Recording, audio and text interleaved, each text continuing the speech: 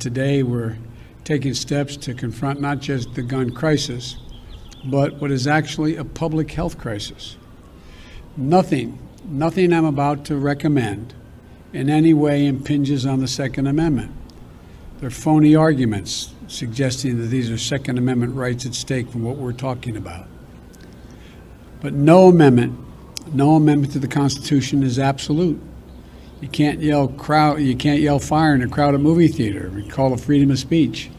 From the very beginning, you couldn't own any weapon you wanted to own. From the very beginning the Second Amendment existed, certain people weren't allowed to have weapons. So the idea is just bizarre to suggest that some of the things we're recommending are contrary to the Constitution.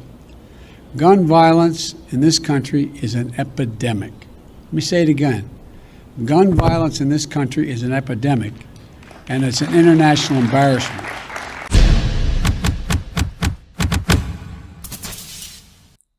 Oh, really, Joe?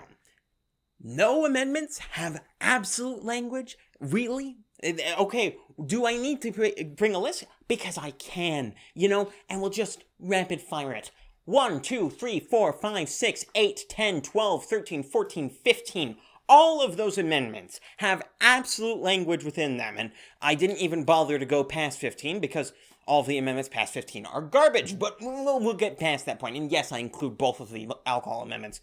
One, because the first one was stupid, and the second one was just cowardly. But let's not dwell on that, because the topic here is Biden's gun control and gun grabbing, particularly his executive orders, which he just announced today. Of course, not without a couple of flubs. Today, I'm proud to nominate David Chipman to serve as the director of the AFT. David knows the AFT well. But we won't put that past him, or hold that against him, seeing as he doesn't have the cognitive ability to understand what he's saying. Of course he's going to mispronounce something like the ATF and say AFT. That's kind of just a given at this point. I'm not going to hold that against him. But yeah, these executive orders, well, they're not great. We can start with the ghost gun outlawing. First of all, that's just an impractical thing to be able to do, because that includes things like 3D printed guns, and he's also trying to go after certain parts that can be sold, parts kits and the like. It's just impractical for a whole lot of reasons, mostly because you have to end up barring people from buying tubes. You have to bar people from buying certain things like pins and other things that are just kind of normal construction gear. It ends up becoming a huge mess. Prime example being Britain with their gun laws, which are just absolute garbage. But I'm not going to dwell on that as well, because there's also going to be a, at least limitation, I believe actually full ban on online ammo purchases, which, I don't like that. I don't want ammo to be even less available than it is now. But you have to understand now at this point why certain ammo sellers were barring people who voted for Biden from buying their ammo, because yeah, it's kind of looking like that was a bad move from all those Biden voters. I really saw quite funny Reddit posts from our liberal gun owners, an oxymoron if there ever was one, where they were like, oh no, these executive orders, who could have guessed? Surprise Pikachu face, or something to that effect. It is not surprising, of course, that Biden is going this way. He is one of the most anti-gun Democrats there has ever been, and this has been consistent throughout his whole career in politics, and one of the only things that actually has remained consistent throughout his entire career in politics is his gun grabbing. He's been doing this since the 70s, dude. He's been going after this sort of stuff. He was one of the principal architects of the 1994 assault weapons ban. He has all sorts of issues when it comes to the gun issue.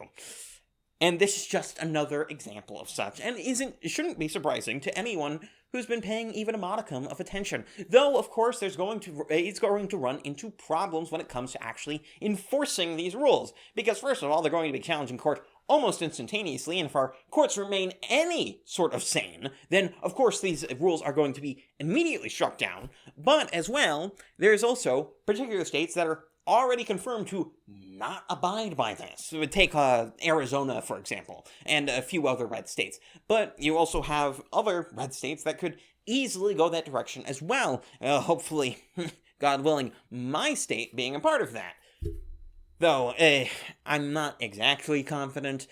My state's been pretty good on gun rights, but we've been somewhat iffy in the past. We're mostly fine. I hope that we stay fine and we continue to just not care about this sort of stuff, especially since concealed carry without a permit was just passed here, and I still can't use it. I still have a year off from that because I'm not 20 on yet. Yay. That's always fun. Oh, man. But this sort of executive order is just not going to end up working out well for Biden because he already has a very small and very slim amount of political ground that he has. He has very, very little. And I keep making this point, but it continues to be irrelevant. 30 state houses. They lost seats in the House, which is almost a first for a new president to lose seats in the House on their first go-through. Almost unheard of. Just he doesn't have any political capital, guys. So this is not helping him. A lot of his moves have just not been helpful to him. And he has gone for a lot of these sort of wishless things, which is sort of confusing in a lot of ways. Because it wouldn't make sense in a lot of cases, especially with as little political capital as he does have, to go for all of these wishless things. And I think Razor put it best when he was saying, maybe this has something to do with getting in the wine mom, Kamala Harris over there, President Harris over there, into office without any sort of political backlash for these wish list stuff and eventually kicking out Biden, which is an interesting theory. I'm not saying that's necessarily going to happen, but hey, it's an explanation and it's something more than I have for why he's doing this utterly ridiculous, non-politicking. I don't even know what this is. It's the opposite of politicking because he doesn't have the political capital to do this, okay? Fact of the matter, he does not. Doesn't exist. Yeah, but that's not all the stories we have today, because we have a story about Facebook, which says that Facebook has no plan of notifying more than 350 million users whose data was leaked. Now, the headline for this is a bit misleading, and I really do mean a bit, because most of the data that's involved in this, and I think actually all of the data that's involved in this, is technically publicly available data. Things like their names and things like that from publicly available Facebook users. So, in this case, I feel like the problem isn't on the side of Facebook. And I know people aren't going to like this sort of thing. They don't like when I try to defend certain aspects of big tech, or when I try to say, well, the privacy issue isn't as bad as many people do make it out to be. Because in this case, and in the case of a lot of instances of supposed privacy breaches, are not actually examples of private data being linked to people, but rather public data, things that you should know are public because they let you know it's public to begin with. That sort of stuff being linked. I talked about this back when Parler went down and it was claimed that it was hacked. That was the same situation where the only thing that was gotten was not passwords, it was not private data or anything like that. It was all public data, all public posts, profiles, and that sort of stuff. This is a similar situation where if you didn't want to get this data out into the public, you should not put it out in public. Alright?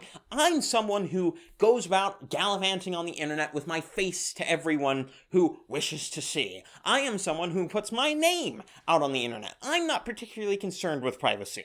Alright? And I've accepted that. I am far past the idea that my name is somehow sacrosanct, or that I'm particularly interested in not having that out in the public. If I wasn't, I would of course not have that. Have the name I do, and would not put my face out here as I do. But not all people are like that. And if you are like that, if you don't want your name out there, if you don't want your Facebook profile to be public, set it to private. That's it. That's the whole solution. If you don't want to have people gaining some parts of your data that is public, don't make it public. It's that simple, and so many people miss this. So many people completely ignore this in many cases in order to make some sort of political point or other such thing that is just full of ignorance and honestly deception. This is not a huge issue. Yeah, is it a problem that they're not even notifying their users that they have a sort of data breach, though it isn't. I would argue it's not exactly a data breach. Sure they should do that, especially when there is a risk that private data, in this case, could actually be obtained, as was mentioned by the Facebook rep in this case. But it is public data. It is public. If you wanted it to be private, leave it private. Don't make it public. It really is that simple to me. It is just, if it is public, it is public. If it is private, it is private. And there should be a clean delineation between the two that is maintained both by the companies that you're giving the data to and by yourself. Because in this case, this is people who had their profiles public who just didn't care about their privacy until the rooster came to until all of the consequences actually came for them. They didn't actually care about their privacy. But, of course, now they do. Let's move on, though, to the Derek Chauvin trial, because certain things have been happening, and the prosecution case has not exactly been going well, though, of course, you wouldn't know it by media. You see, in the past few days, a lot of the prosecution's narrative has absolutely fallen apart, and the best example of this, out of everything I've seen, is where it was admitted by one of the prosecution's witnesses, not one of the defense's, in a cross-examination with the defense, that what Chauvin was doing when he was putting his knee on the neck area, to use the prosecution's words, by the way, of George Floyd, what he was doing there was actually lesser force in comparison to what he could have done, which is take out a taser and tase the guy, which would have probably killed him, honestly, considering all the drugs he was hopped up on, and his weak heart.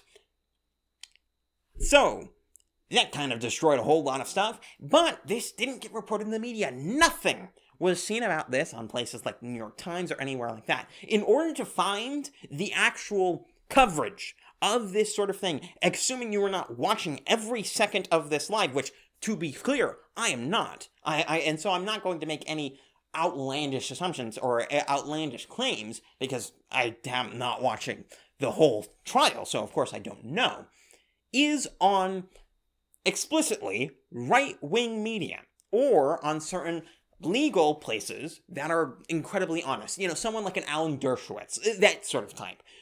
Unless you're going to one of those two sources, you're not going to see any of the cross-examination. If you go to the New York Times article, for instance, there was a New York Times article today about one of the witnesses that was just put up. It was just a few hours ago from when I'm recording this, about 2 hours ago, who was saying, well, it definitely wasn't caused by an overdose, this guy, because that's sort of what's going on the 9th day, which is today, is they're talking about the drug overdoses, and the prosecution's trying to break down that narrative, though it's not working out super well, as certain earlier witnesses in the day have shown it.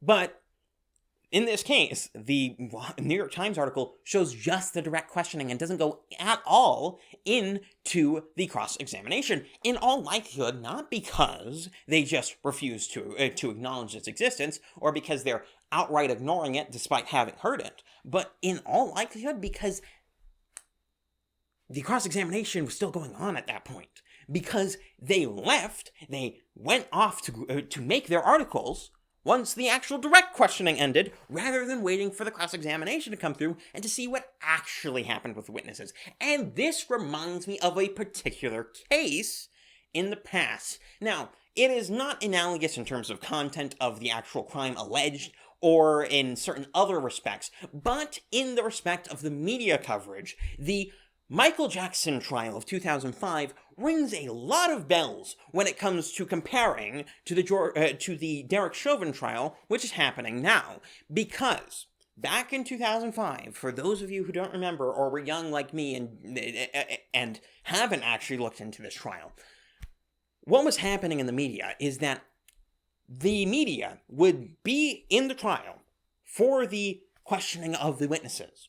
And once the questioning of the witnesses was done, the direct questioning of the witnesses was done, they would leave the courtroom, write their articles, send it out so that everyone would see all of the salacious material that was said within the confines of the direct questioning, and would miss the cross-examination that would then completely break down every single thing the witness said during the direct questioning. And this seems to be exactly what is happening in this trial. Now, for those of you who do not remember the verdict in the Michael Jackson trial of 2005, that ended in an acquittal. And it was a surprise to everyone in the media who never watched the cross-examination or any of the defense's case, and refused to cover it on mainstream news at the time. That was an absolute shock to them and many of the nation who were relying almost exclusively on mainstream media to get their opinion of this particular story. But this seems to be the exact same case with Derek Chauvin. Now, am I saying that I'm predicting an acquittal? No, because I have no idea what the jury's thinking. And really, this is a great advantage of having a sequestered jury. It really shows the advantages of it, because the jury is not seeing any of the media coverage. The jury has not seen many of the articles that I have covered here, things like the New York Times basically trying to dox them, at least sort of, which I talked about like a week ago, and those sorts of things. They have not seen any of the media coverage. They're sequestered. They can't see any of the media that's going on outside the trial. Their life is trial, go to bed, essentially. Trial, eat, go to bed. That's it. That's all they're getting. They don't get outside material.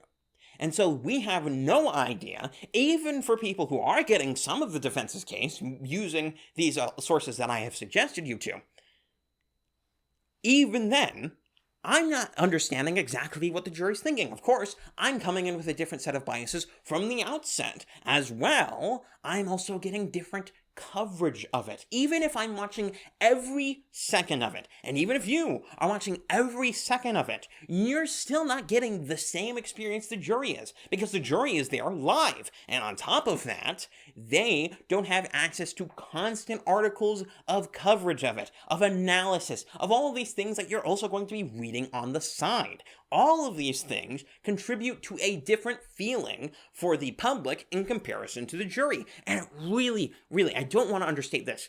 It is an advantage of how our jury system works that they are sequestered, because it means that the verdict is unaffected, at least by media coverage of the actual trial itself. Of course, it's still going to be affected by media coverage that happened before the jury pool selection happened, but before that, but after that, once the jury has been selected, they're not going to be biased by outside material. It is really, good. And once again, I don't want to understate it. It is so good for our legal system that this is the case. Moving on, though, to our last story, and this, it's a bit of a vindication, I guess, of the border crisis narrative. Because Border Patrol has apprehended over 172,000 illegal immigrants in March. This is about a 50% increase over February, and on top of that, it is a 50% increase, just about, of the highest level of a different March from a earlier year. At least from the highest one I can see in the statistical data set.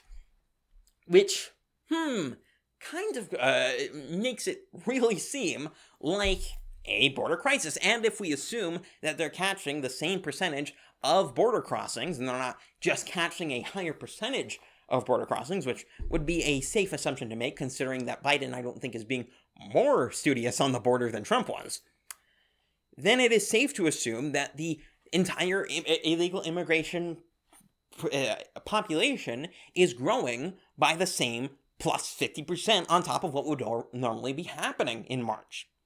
That is a safe thing to assume, which makes this utterly insane. These numbers are crazy high. Normally, we get about 1 million immigrants, illegal immigrants a year. If we take March and we attach it to what is already going on with the what would normally be happening with a year, which it seems to be that this year is following normal trends other than being much higher, then it seems as though what in all likelihood will happen is that we'll get something more like a 1.3 million or 1.4 4 million. It's going to be a substantially more larger amount of illegal immigrants over the entire year than what would normally be happening. And this is bad. I shouldn't have to explain this, of course, to many of you who already understand exactly what the problems with this is. This seems almost like an irrelevancy, or you might say a redundancy, because obviously this is bad, but to see exactly what is happening makes it entirely clear what the response should be to this sort of thing. And in my opinion, the response to this sort of thing is, of course, laughing at them and the fact that they have to continue the border construction despite running on not doing that. That's going to be really fun over the next few weeks, because I'm not going to let that go. Never going to, unless they actually don't start reconstruction again, which might happen, I don't know. But I don't think you announce that sort of thing if you aren't preparing the public for that to happen. Just saying. And I think that's where I'm going to leave us all off. And if you enjoyed this video, do in fact subscribe down below and like the video and all that sort of stuff. Whatever. Even then, go down below even farther and you'll find very many pretty links down below that will direct you to many of the other platforms upon which I post my videos, including places like Minds, Parler, and Gab, where I post my thoughts on occasion. Particularly Minds, where I spend most of my time when, by the way, tags are right here, in case you don't want to go down for the link. Whatever. I'm not gonna complain at you for that. No, that's where I'm going to leave you all off. I'm KelKidman, this has been Breaking on the Daily, and I'm out.